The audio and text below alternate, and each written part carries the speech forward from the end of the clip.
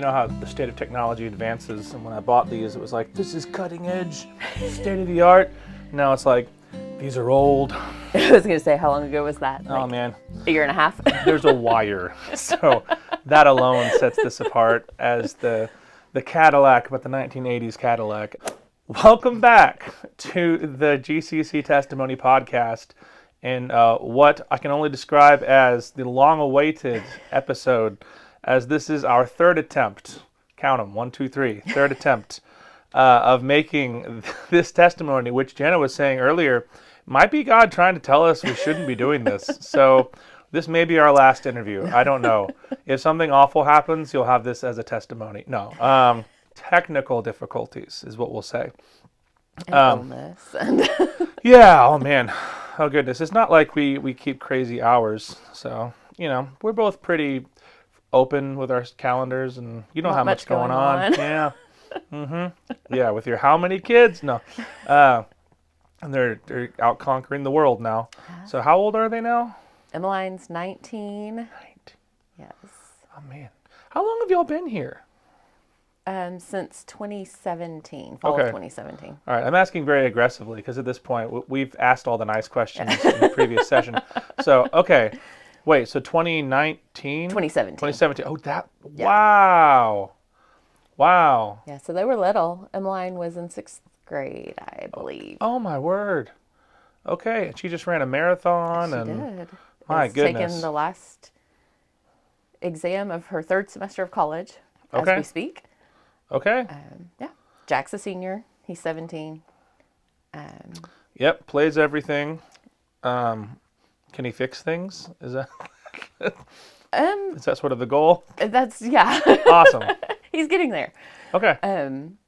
Sarah's going to run a company or be a teacher. She's almost 16. One of those. Yeah. Yes. The Lord has plans for her. The other We don't know what they are. Well, no. We've always said that Okay. the Lord made her the way she is for a reason. Oh, yeah. She's amazing. No, that's the thing. My wife has told me, she said whenever she teaches ballet, she's on the lookout for, she sees certain personalities and goes, oh, imagine how the Lord's going to use that. Yes. And I'm like, that's the most optimistic way, because when I was a kid, that's not what my teachers were saying. So, and my daughter takes after me, apparently. I was informed again this morning. Rachel said that she turned on some music, and Abigail was just sitting there coloring.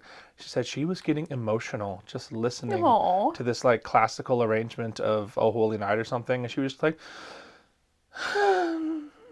like as she's coloring, she's like, that is not me. I'm like, guilty. It's true. Love it. Very moved by the music. Anyway, and then Maggie, Maggie who is 14. she was my children's choir star, and now she's not in children's choir. No, now she's a freshman in The worst part about growing up is that like you're just like, they're all grown up now. Yeah, all the good singers. You lost Emily. And I know, Kate, yeah.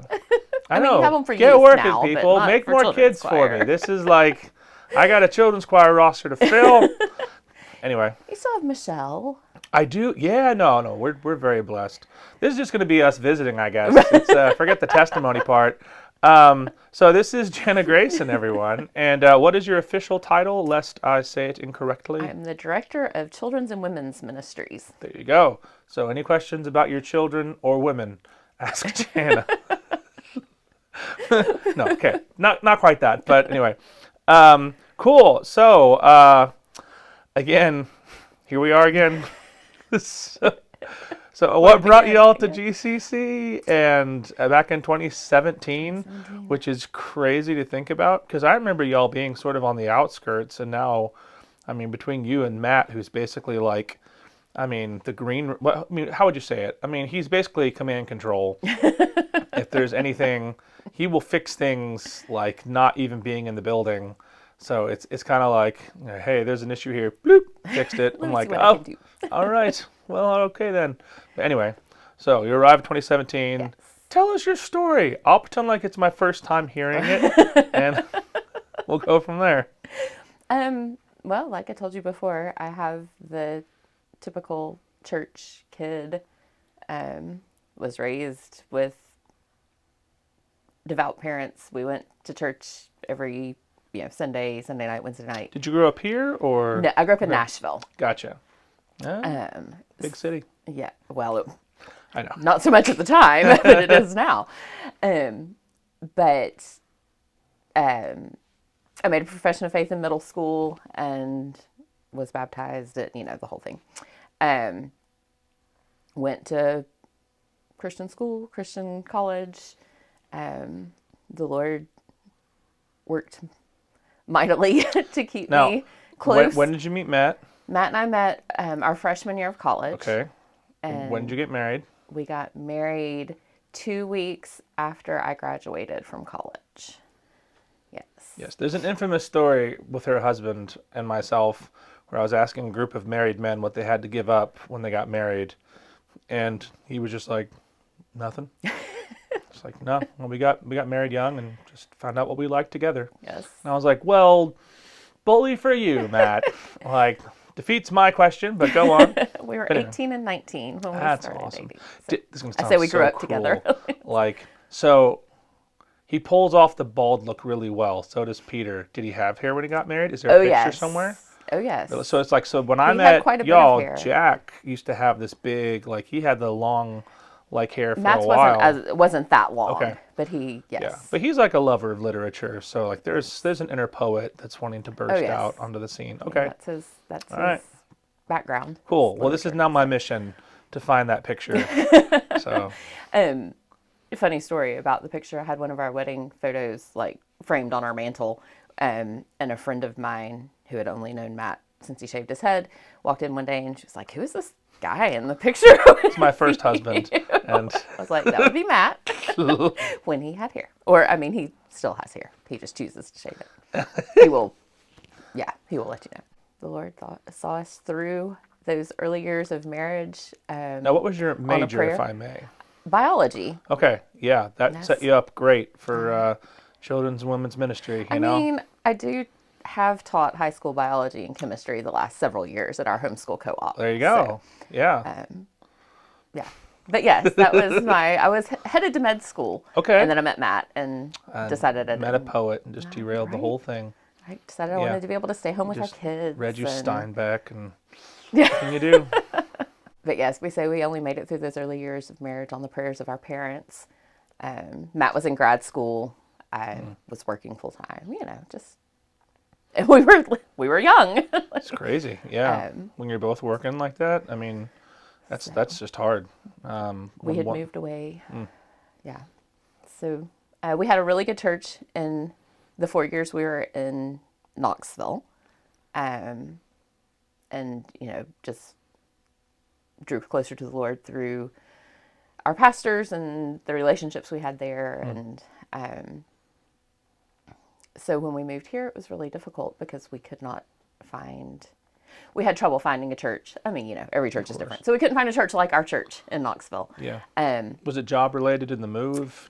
Yeah, Matt worked for UT. So he transferred from UT Knox to the Health Science Center. Okay. And do you all have family in the area then? We do so not. You moved away from family. So Yes. that was, especially if earlier in your marriage you're saying that, the prayers of your parents and all that. So that's really like striking it out. Yeah. Okay, what was that like to make that decision and go, okay, we're moving away from, like, I say that selfishly because we're surrounded by, my parents are 30 minutes out, Rachel's parents are 30 minutes out. So what was that decision like of, okay, God's calling us to move? Well, originally when we moved from Nashville to Knoxville, we moved away from family. Matt's family's in Georgia and South Carolina, and my parents are in Nashville. My brother's Air Force, so he's all over the place.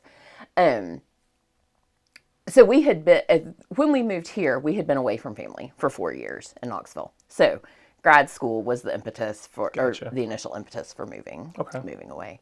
But I will say, and I tell people this all the time, so native Memphians, like, here you go. Being from Nashville, if I had made a list of 1,000 places that I wanted to move, Memphis would not have made the list.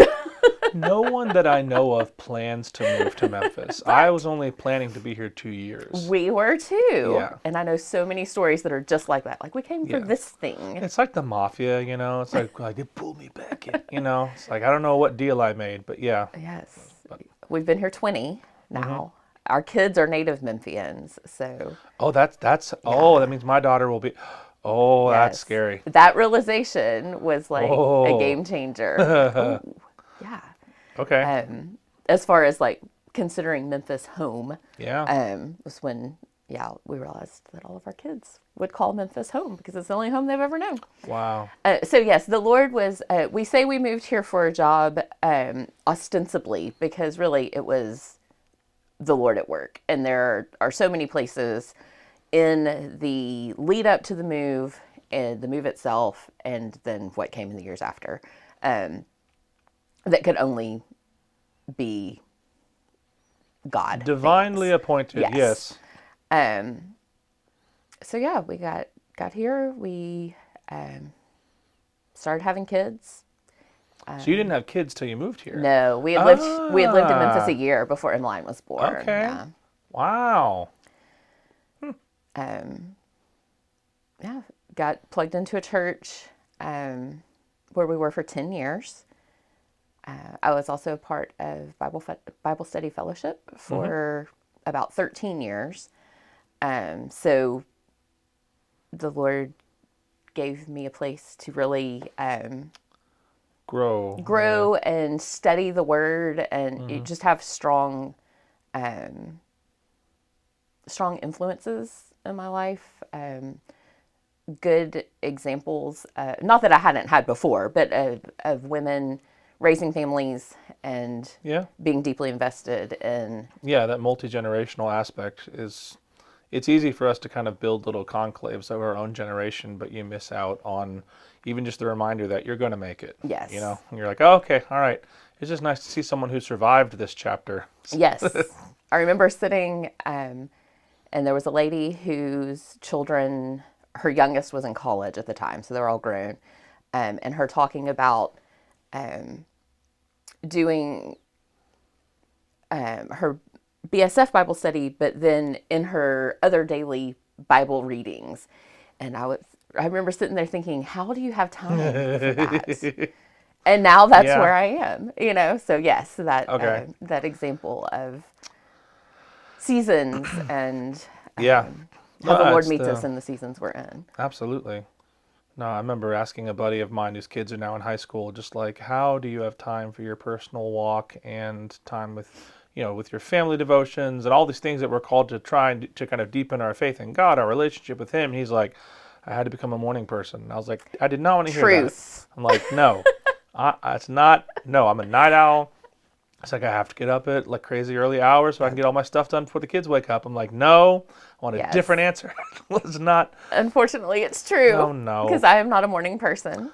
But for many years. I hear sunrises are pretty. I do. But it's not. And we'll go to really like we've been on lovely vacations over the years, and the number of sunrises I've seen are so small. And it's only typically if we have to go to the airport. Right. So, yeah, it's like, okay. But no, it makes sense. And you need someone who's in that next chapter to kind of, not just to say you'll survive, but also to say, hey, here's some practical ways that I had to apply in order to survive and continue to deepen my relationship with Christ. I mean, I have in my Bible, Mark, chapter 1, the page is torn almost completely in half and taped back together. And every time I open to that spot, it is a reminder of sitting with babies in my lap because one of the kids grabbed the page. And, so the investment is worth it. It is hard when they're little, but take the time. The Lord honors that that commitment, and it means something to your children. I remember walking downstairs every morning to my dad sitting at his desk with his Bible open. And Matt's parents, because we were so young when we started dating, being at their house and his parents getting up early, and us walking in and them having Bibles open, like it makes an impression. Absolutely. On your children. Yeah, I mean, you communicate to your kids what is it the saying? We are all evangelists for our greatest loves. Yes. So we are constantly evangelizing other people, whether through what we're saying or what they see us investing in. So absolutely. And your kids are going to see that that part of you that no one else sees, which is you behind closed doors. Yes. So it's great to get up early to get done the study that I mean, I study, agree. yes. I don't like to get up early either. It's great to get up early. Get done this. Take two. The study and the, prayer time, the uninterrupted time. Yeah. But don't do that to the exclusion of letting your children see you. Yeah. In the Word. Absolutely. Just like sitting in the living room waiting. Come around the corner. Yeah. Like, core memory. Core memory. And the same goes for singing with your children, and all of the ways, praying with your children, all the ways that we worship. But yes, I know that's not an issue at your home. Nope, not an issue. Not at all. She sings loud. That's a big thing. I love her. She's amazing. Thank you. I do too. I think she's a keeper. No, it's great. She made me a card yesterday, and she informed me I wasn't supposed to read it till I got to work. Aww. So there's already a sense of mystery. I'm like, oh, great. She like scribbles and stuff, but I was just like that's really specific too. It's like you can't read it till you get to work. I'm like, okay, all right. The mystery. It's meant for an encouragement for you. I love a good presentation. That's great. It's perfect. And just as she wants to give you something to encourage you while you're at work. Yeah, well, and that's the thing too. Again, kids are a walking sermon illustration, and so there's this notion sanctification, parenthood is real. Yeah, man, a nail in the coffin of death to self, which is good.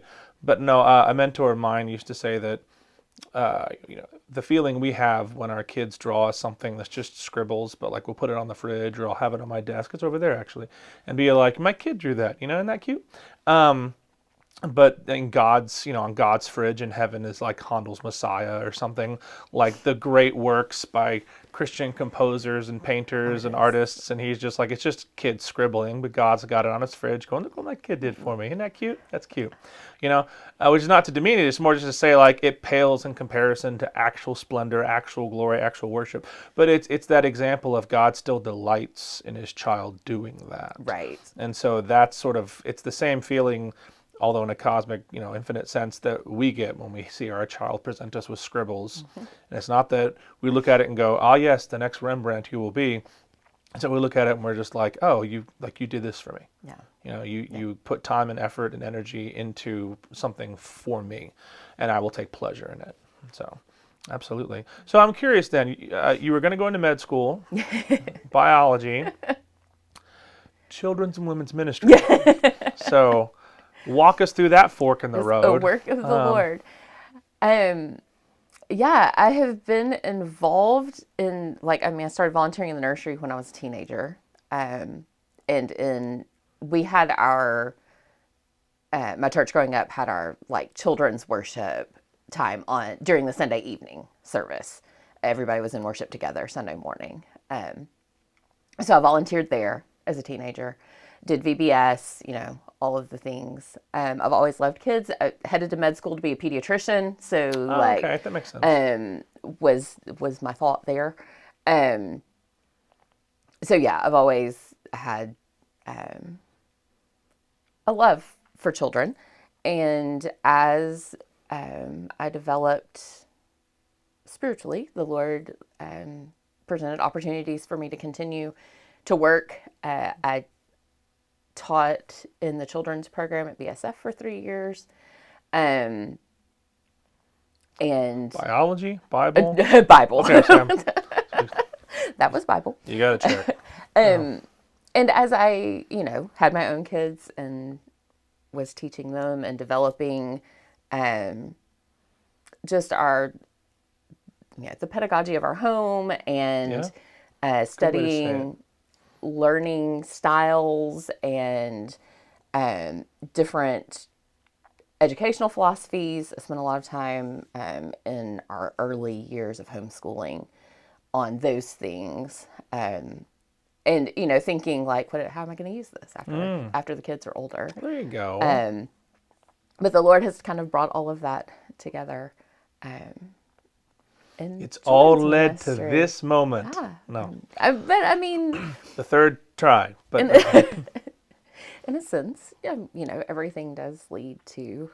Oh, yeah. The Lord does not waste things in our lives, Amen. whether it's positive things or difficult things. None of it is wasted. Yeah. And even when I was thinking, like, I'm spending all this time on this, how is this going to benefit me in the future? God knew. He knew the place that he was preparing for me, the works that he had prepared for me to walk in. Yeah.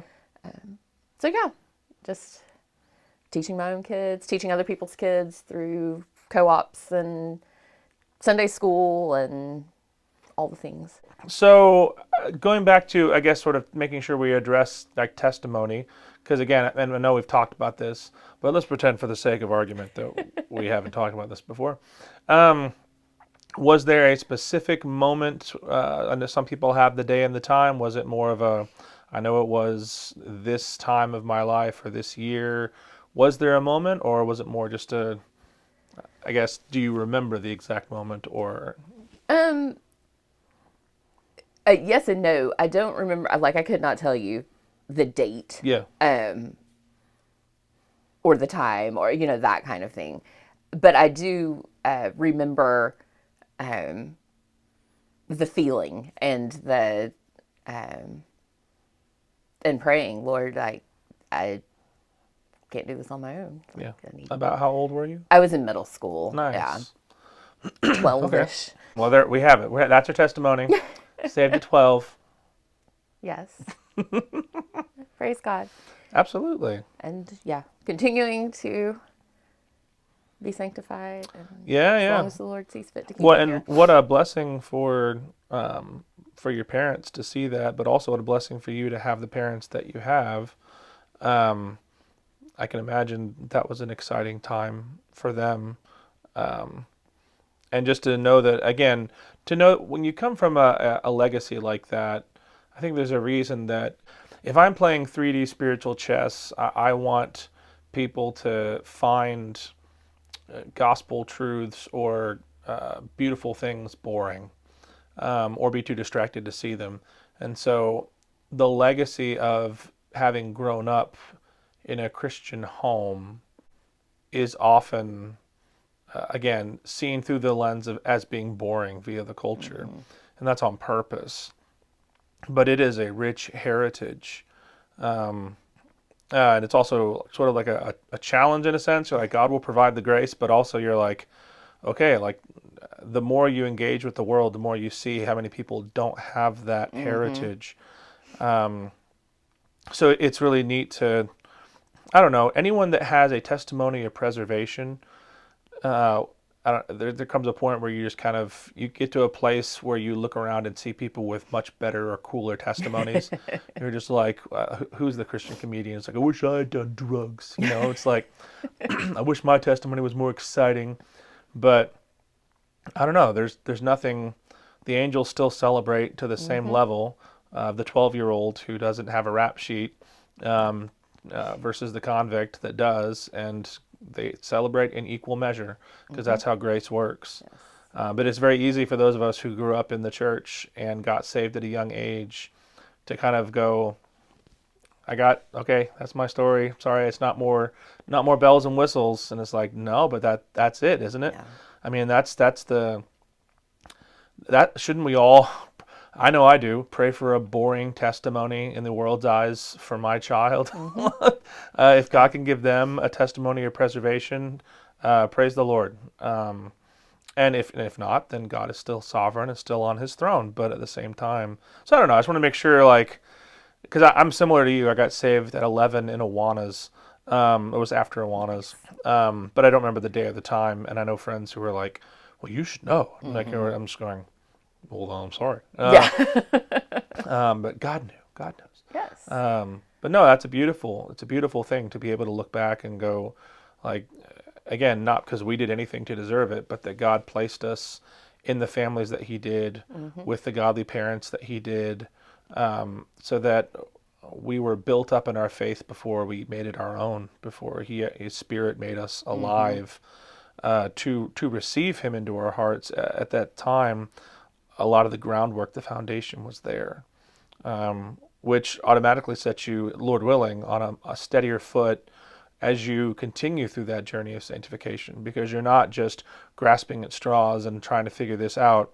A lot of that knowledge is there. It's just God's made it come alive in your life and in your heart. It's exciting. Anyway, It is. so It is. I didn't want to gloss over It's that. exciting in a different way, right? Like, I mean, there's no less looking back on your life and seeing where the Lord has been at work. It's just a little less dramatic in some cases. Yeah. But even to your point, I mean, sanctification. I mean, if you don't have a dramatic story of justification, of the salvation moment, then I mean, we all have pretty fascinating journeys of sanctification, areas we can look back and go, all right, like that was used to really refine me, and I hope I learned the lesson, because that's my problem. Is I'm just like, I really hope I've learned it, because I don't want to go through this again. Right. Yes. Totally understand that. So this is the weird part when you've done this like almost 3 times. You're just kind of like, what did we talk about? Well, you did ask, and I don't think I addressed this. You asked how we got to GCC. Oh yeah, let's come full circle. So in 2016, really, we had been in a place in our current church. We'd been there 10 years, where we were feeling like it was probably time to move on for various reasons, none bad. And the Lord had kept us there for his own purposes, some of which we can look back and see and others we cannot. But in the fall of 2016, we felt like the Lord gave us permission, like released us from the place that we were. Yeah. And we left in Well, good on you early for taking it that 2017. seriously. That's the thing. Like, because church isn't a country club, so it is a serious decision to make. Yes. So it's good. It's good for you to even view it through that lens of this is not a light thing that we're doing. We're not just changing clubs. Like, Yeah. this is It was a commitment that we had made to the Lord's people in that place. Yeah. For a time, and he moved us in early 2017. We visited a church for several months until it became obvious that that was not the place for us. And so we came to GCC in it was summer of 2017. We were the last. Wow. We were the last Inquirers class before Nathan left. Oh my goodness. Sorry, I've been here 15 years. All the It all runs together. Well, all the chapters. There are different chapters I can sort of point to. But wow. Okay. Yeah. So we were here for the last few months. Okay. That Nathan was here. All right. Yeah. Yeah. Okay. So walked through pastor change, search committee, pastor change, And you stuck it out. Thank you. flood, The second flood. renovation, second flood. Pandemics. Yes. It's speaking of sanctification, it's been a journey. It has indeed. So. Okay. Yeah. Wow, I totally forgot y'all were that far back. Yeah. But because Rachel and I got married in 2016. Okay. So we were like a year married. Yeah. Maggie was 6. Oh. Almost. No, she was 5. Almost 6. Oh my goodness. Yeah. Okay. Time really does fly. It does. Okay. It does. The years get shorter. Even when the days are really long. No, when you're younger, you have no concept of how precious time is. And then it's sort of, as I've gotten older, I understand more why, because I'll be in rehearsal, and a big thing, if you want to annoy performers, waste their time in rehearsal. And so I would see these older actors get really ticked off that their time was being wasted. And I was like, well, what's the big deal, And you can still handle it poorly. I'm not saying you should have bad attitudes, but I am saying I get it. I was like, oh, okay. Because time is, there's no way to convey to a child One day you're just like, I'm going to read all the books. I'm going to watch all the movies. I'm going to go to all that. And then you get to an age where you're like, all right, what can I realistically do? Right. Which is what makes that time precious. Yeah, definitely something I would convey to my younger self, I think. But that's not how life works. So instead, I'll convey it to my daughter. I was going to say, try who to will pass on. promptly, like, not listen. I was going to say, the kids and I were talking just this morning about things that you just can't know until you reach a certain point. Like, people can tell you, can give you all kinds of information about what it's like to be married, but until you are actually married, you don't know what the experience is. And the same with having children. And so yes, that's another one of those things. Isn't there a C.S. Lewis thing about the difference between reading an article about going to the ocean and then going to the ocean? Experiencing it. So yeah, it's not that you can't have the head knowledge, but it doesn't click. It can't become real and manifest itself until you've actually been there and experienced it. So. And I would say that's like you mentioned, the drawings of your child, and that's another thing that you learn differently what the love of the Lord means when you have children. Yeah. The little one crawling up in your lap and praying over them, and it's just a different picture of absolutely the Lord's love for us. Well, we're happy. I mean, we're so blessed to have you. It's mind-boggling to me that y'all arrived in 2017. What all took place since then? My goodness, a lot has happened in the last 8 years. Well, it's such a blessing to have y'all's family at the church. I mean, I always ask people, what's your favorite Bible verse or book of the Bible or something you would wish to convey? Typically, my favorite book of the Bible is whichever one I'm studying at the moment.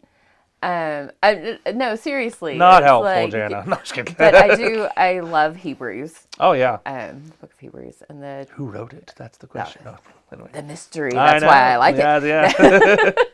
Yeah. But the connections between the Old Testament and the New Testament and how Christ fulfilled all of the Old Testament ceremony and ritual. And some of the best descriptions on worship. Yes. It's great. I love the book of Hebrews. As far as children's and women's, I would love to see the Lord grow relationships within the congregation, within our children, and among the women of our congregation, and just the opportunity to be disciples, to disciple our kids, and to help parents in that regard. With resources and encouragement and prayers, and and it's hard to in our culture. So that culture. one day our kids will have boring testimonies too. That's the goal. Boring testimony. Woohoo! Don't you want your child to have a boring testimony? Then come here. No. I think it's difficult in today's culture, especially to make the time for discipleship. Like, it doesn't matter whether you're in a church setting or not. Everything is tailored so much to the individual that to think to myself, okay, like I need to make that time. So, I mean, anyone in ministry kind of feels that burden, I guess, of, I don't know, you want to meet people where they're at, and you also, it's just like, I get it. This is not something that just happens. Right. This is something that it's gardening. Relationships are gardens. You have to plant the seeds and water them, and Well, you're doing a fantastic job. Thank you. Aside from one or two incidents. No. Thank you for all the blessing y'all are to the church. Your kids plugging into every ministry, and I don't just say that because they're involved in the music and do an amazing job. And Sarah will probably be running my job one day.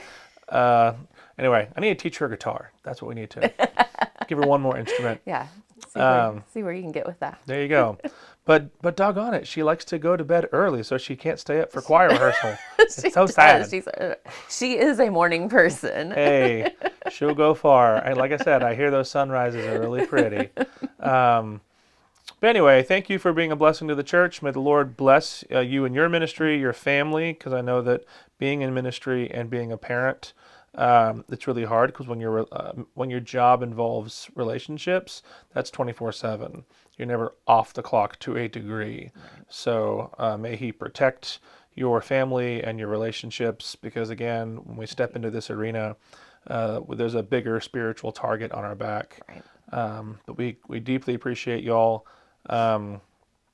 2017. Wow. And thank you for all that you do. Even little things like, which aren't little, like all the Christmas festive like banners in the hallway, which someone has to climb up and down a ladder to make that happen. That was Matt and Jack. Aw, there you go. You came with your own henchmen. I love it.